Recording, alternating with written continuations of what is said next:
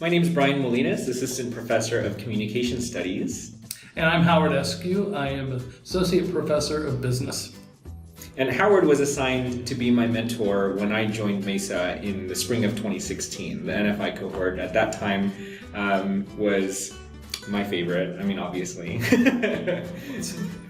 But one of the things that I really valued about being assigned to Howard was actually that not only was he outside of my school, not just my department, but outside the school, was that it really forced me to get outside my comfort zone and get to know the campus beyond my own little bubble of my department and show just how collaborative Mesa can be.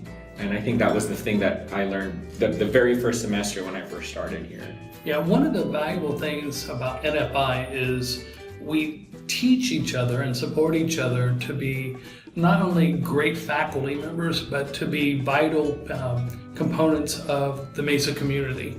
So I'm right now serving as a co-coordinator of Mesa Pathways, and I'm chair of Academic Affairs Committee. I sit on PCAB, which is President's Cabinet, and I also sit on Academic Senate and Senate Exec. And I wouldn't have done that unless it would have been for my mentor when I went through NFI.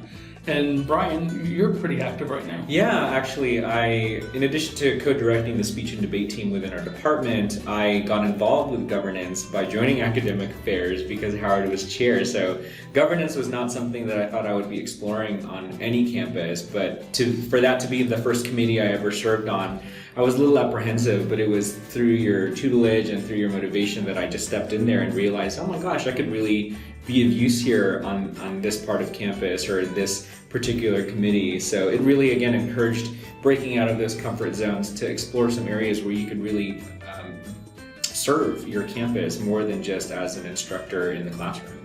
Another thing that we do really well through NFI is collaboration. Oh, yeah. And so we work together on projects.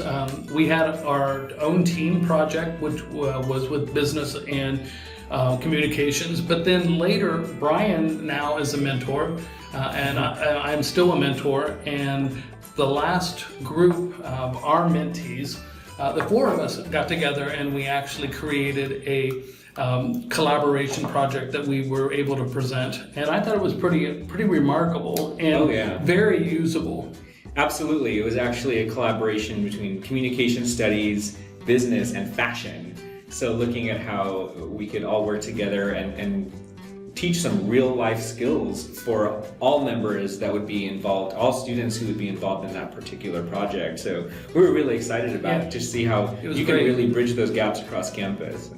The other thing, for me, the last thing I would say is really important is the relationship that we built together. And we are still meeting, we are still not mentor-mentee necessarily relationship, but we're just friends and we're colleagues and we're able to bounce off issues and concerns and just have a great time. We go to different events on campus together. We support each other's events, and I think that means a lot. And builds a community.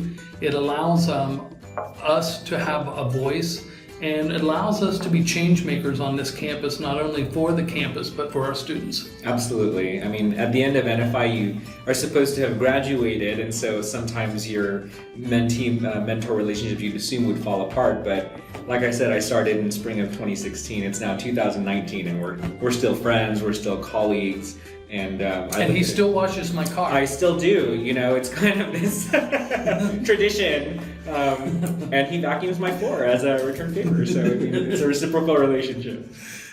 So if you're looking for a great program at your college or your facility that's going to cause people to become alive and really understand the culture and become a part of the culture and help create change and growth on your campus, then NFI is really a great prototype for you to consider. Absolutely, I second that.